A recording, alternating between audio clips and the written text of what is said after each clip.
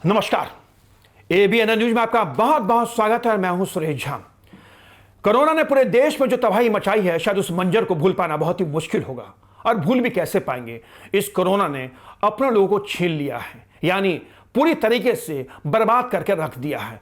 लोग तेजी के साथ संक्रमित हुए, लोग तेजी के साथ बेमौत मारे गए, यानी चारों तरफ त्राही त्राही मची हुई थी। शमशान घाट में लाशों की लाइन लगी हुई थी, यानी वो मंजर था जिसे देख पाना बहुत ही मुश्किल था।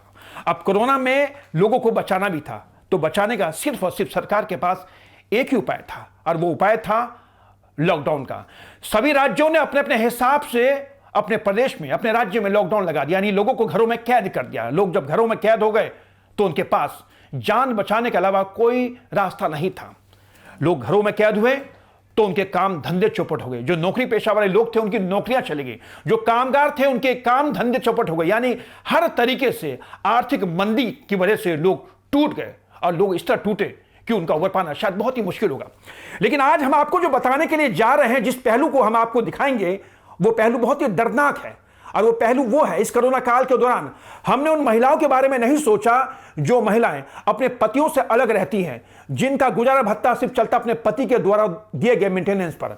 कोरोना काल के दौरान उनके पतियों ने कोरोना के नाम पर उनका मेंटेनेंस बंद कर दिया। अब वो महिलाएं किसके पास जाएं, किससे गुहार करें कि हमारा मेंटेनेंस बंद हो चुका है।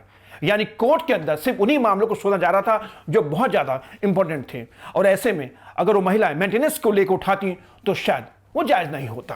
तो आज हमने उसी पहलू को उठाने की कोशिश की। आज हम उसी मामले पे आपको दिखाएंगे, आपको बताएं, कोशिश करेंगे कि कोरोना काल के दौरान हमने सबकी बात की, लेकिन हमने इन महिलाओं के बारे में नहीं सोचा, हमने इन महिलाओं के बारे में कोई बात नहीं की। तो आज हमारा इसी पर खास प्रोग्राम है कि कोरोना काल ने मोहताज किया गुजारा भत्ता को, जिसमें हमारे साथ जो खास मेहमान है वह है अभिलाषा। ये वो महिला है जिनका अपने पति के साथ अलगाव चल रहा था। इनके पति का तय हुआ कि इनका पति इनको हर महीने गुजारा भत्ता देगा, लेकिन पिछले 1.5 साल से इनके पति ने गुजारा भत्ता देना बंद कर दिया। अभिलाषा कोई अकेली महिला नहीं है, ऐसी तमाम महिलाएं हैं जो इस दौर से गुजर रही है, लेकिन उनके बारे में किसी के पास भी सोचने का वक्त नहीं है, किसी के पास सोचने का समय नहीं है। कोर्ट ने भी यह तय नहीं किया कि ऐसी महिलाओं को लेकर कोई ऑर्डर पास किया जाए, लेकिन महिला करे तो करे क्या। अपने पति के द्वारा सताई गई महिलाएं आज मेंटेनेंस को तरस रही हैं, जो अपने बच्चों के लिए कहीं ना कहीं 2 वक्त की रोटी का जुगाड़ कर पाना उनके लिए बहुत ही मुश्किल है। तो अभिलाषा जी, आपका बहुत बहुत स्वागत हमारे चैनल में। जी अभिलाषा जी, ये बताइए कि कोरोना काल के दौरान जिस तरीके से आपके पति ने आपको मेंटेनेंस देने का जो वादा किया था, जो तय हुआ था कोर्ट से, वो बंद कर दिया गया, तो कैसे आपने अपना गुजारा किया? नमस्कार। पिछले 1.5 साल से हस्बैंड कोई मेंटेनेंस नहीं दे रहा है, ये कहकर कि कोरोना चल रहा है, मेरे पास खुद की कोई जॉब नहीं है, मैं खुद नहीं करता। लेकिन दूसरी तरफ वो खुद उनकी लाइफ बहुत अच्छे से चल रही है, बहुत लग्जरियस लाइफ चल रही है, वो खुद भी तो खा रहे हैं, कमा रहे हैं, ऐसी कोई दिक्कत नहीं है। लेकिन सिर्फ ये कोरोना का एक बहाना करके कि कोरोना आ गया है तो मेरे पास पैसे नहीं है और बीवी को नहीं देखना, कोई मेंटेनेंस नहीं दे रही, क्योंकि कोर्ट कुछ नहीं कर रहा है।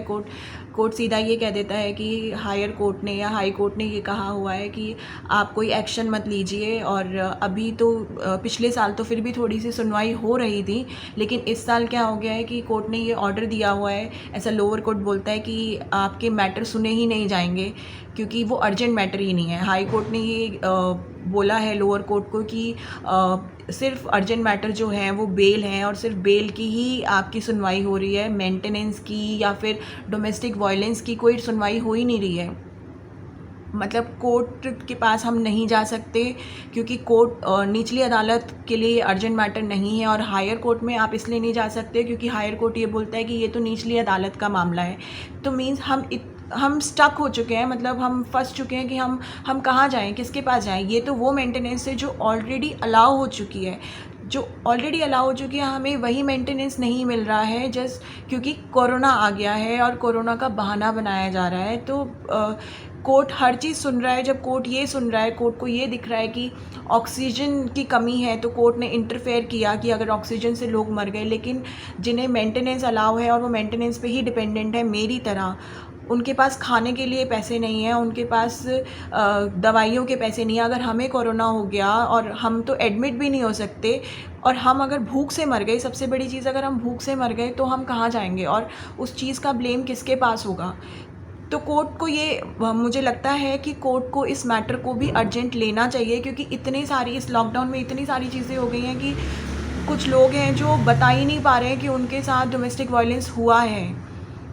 उन लोगों को इतनी प्रॉब्लम्स हो रही हैं कि आप बता ही नहीं सकते हो। मेरा 2 साल का जैसे मैंने आपको बताया, मेरा 2 साल का छोटा सा बच्चा है, उसको काफ़ी बीमारियां हैं, मुझे उसको डॉक्टर के पास ले जाना होता है, मुझे उसको वैक्सीनेशन करानी होती है, बट मैं कुछ भी नहीं कर पा रही हूँ। मैं हेल्पलेस फील करती हूँ क्योंकि कोर्ट के पास टाइम ही नहीं है, कोर्ट सुन ही नहीं रहा है, कोर्ट को ये अर्जेंट मैटर लगता ही नहीं है। बट कोर्ट को ये अर्जेंट मैटर क्यों नहीं लगता है? बेल इतनी ज़्यादा ज़रूरी है, ठीक है, लेकिन कोई इंसान जो मर रहा है, जो भूख से मर रहा है, वो भी तो ज़रूरी है ना। या तो सरकार हमें कुछ ऐसा कुछ बोलेगी, जैसे लोगों को वो राशन दे रही है तो हमारी कुछ ऐसी पेंशन करे कि डोमेस्टिक वायलेंस के जितने लोग हैं उनको कोरोना काल तक में इतनी पेंशन मिलेगी, या फिर कुछ ऐसा करे कि इस मैटर को अर्जेंटली लिया जाए। क्योंकि अगर एक तरफ पति अपना भी तो ध्यान रख रहा है ना, पति खुद भी तो खाना खा रहा है ना, पति खुद भी तो घूम रहा है ना, पति खुद भी तो मेडिसिन ले रहा है ना, तो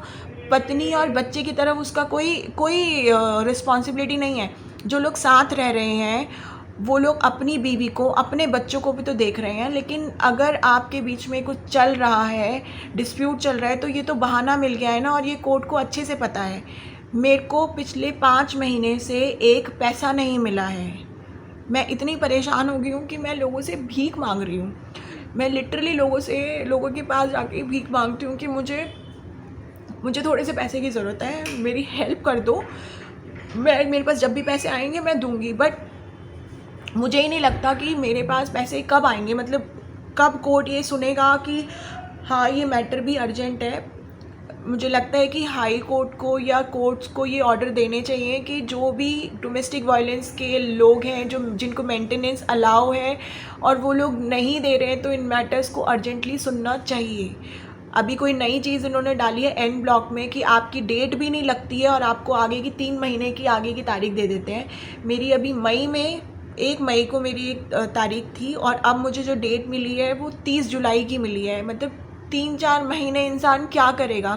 कहाँ भीख मांगे, कहाँ पैसे ले, कहाँ, यहाँ तक कि रहने के लिए भी घर नहीं होता लोगों के पास। मेरे पास खुद भी नहीं है, बट मैं अपने पेरेंट्स के पास रह रही हूँ, ज़बरदस्ती रह रही हूँ, वो नहीं रखना चाहते। तो इंसान कहाँ जाए? कोई एक रास्ता तो कोर्ट को निकालना चाहिए।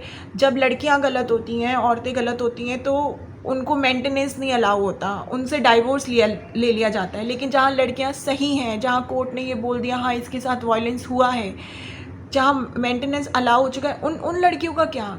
उनके लिए क्यों नहीं सोच रहा कोर्ट? हम भी तो वोट देते हैं ना, हम भी तो 50% पॉपुलेशन है इस इंडिया की।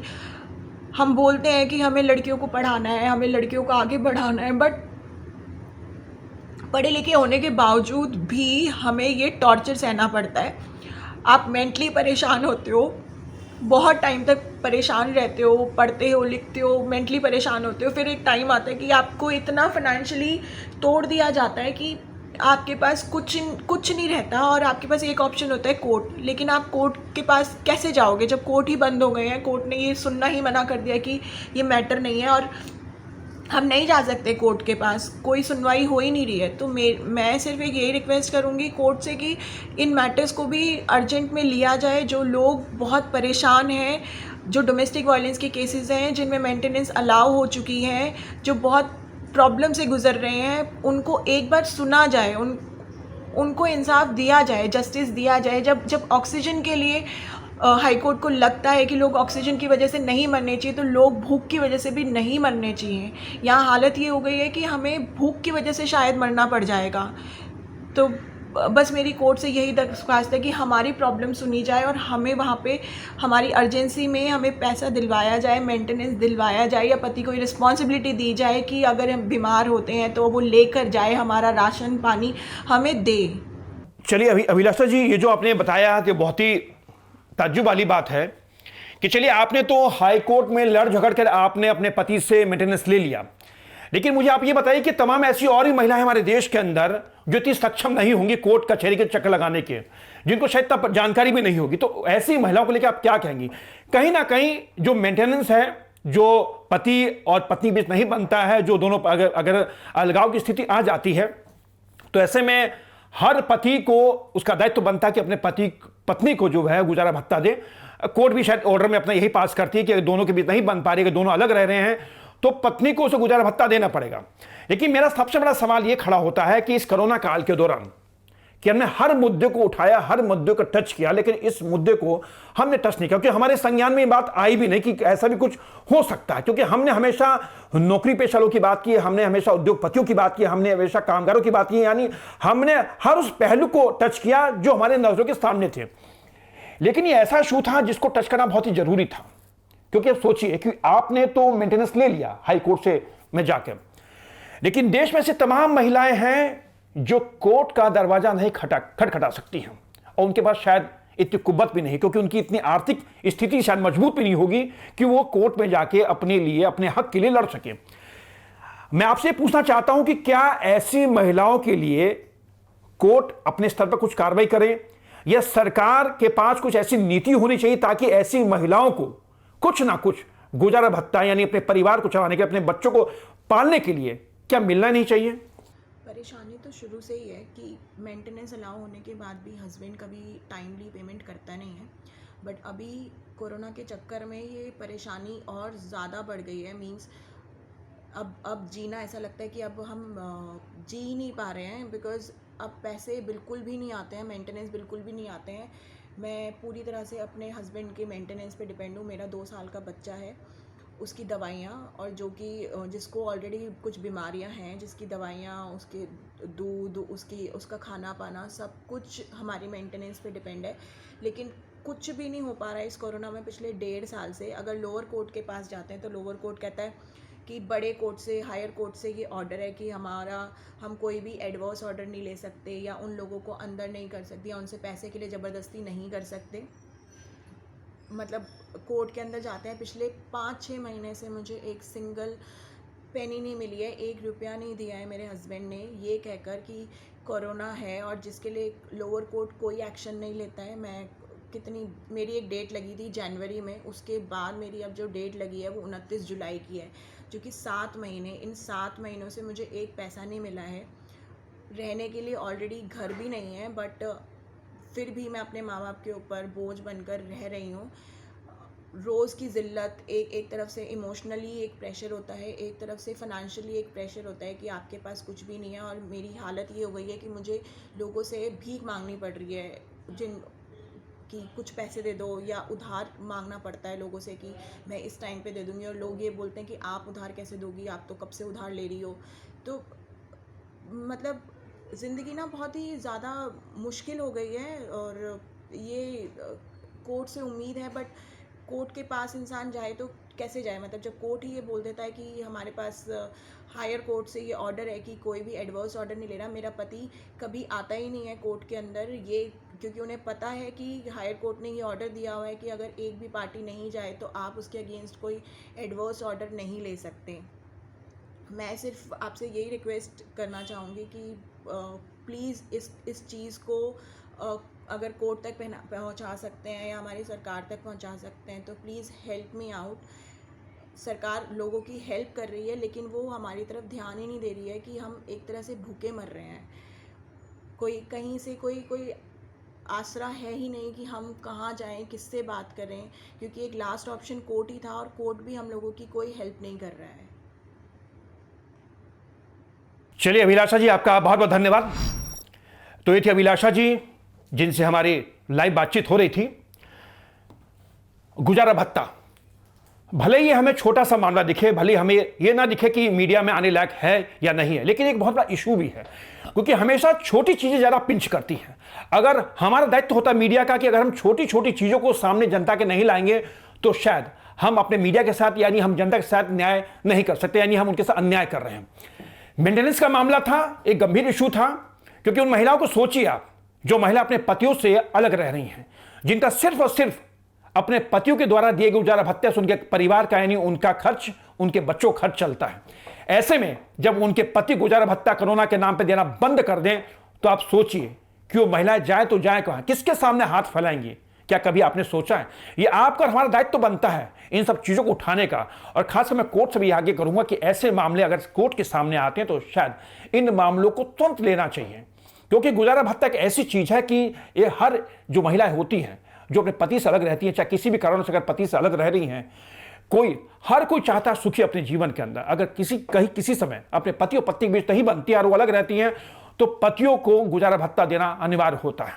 कोरोना काल में मान सकते हैं कि थोड़ी बहुत उनको दिक्कत हो रही हो, लेकिन ठीक है, आप तो दिक्कत सह लेंगे, झेल लेंगे, लेकिन उन महिलाओं को सोचिए जो महिलाएं आपके द्वारा दिए गए गुजारा भत्ते पर ही निर्भर करती हैं, जिनके बच्चे आपके द्वारा गुजारा भत्ते पर ही रोटी खाते हैं। तो कहीं ना कहीं एक ऐसा इशू था जिसको हमने उठाया है, और ऐसे तमाम इशू को हम आपके सामने रखते रहें, क्योंकि हमारा सोशल मीडिया का चैनल है और हमारा दायित्व बन जाता है कि ऐसे इशू को हम आपके सामने लाएं, ताकि जनता देखे, ताकि लोग देखें, ताकि सिस्टम देखे, ताकि सरकार देखे, ताकि कोर्ट देखे कि ऐसे मामलों को जहां नजरअंदाज किया जाता है और वहां पर ABNN ऐसे मामलों को प्रमुखता से उठाता है, लोगों को झकझोरता, लोगों को दिखाता है। यानी कहीं ना कहीं हमारी एक यही कोशिश होती है कि हम लोगों को आईना दिखाएं, लोगों को सच दिखाएं, और हमारी यही कोशिश थी कि मेंटेनेंस को लेकर जो एक आवाज उठनी थी वो हमने उठाकर आज आपके सामने रखी। तो तमाम ऐसी महिलाएं जो मेंटेनेंस के लिए कोरोना काल के अंदर तरस रही होंगी, तो शायद हो सकता है इस प्रोग्राम को देखने के बाद उनके अंदर कहीं से कहीं थोड़ा सबल जरूर उनमें उठेगा, थोड़ी जागरूकता उनमें जरूर आएगी। तो यह था हमारा खास प्रोग्राम, कोरोना काल ने छीना गुजारा भत्ता को। आपको कैसा लगा हमें अपने कमेंट्स के जरिए जरूर बताइएगा। नमस्कार।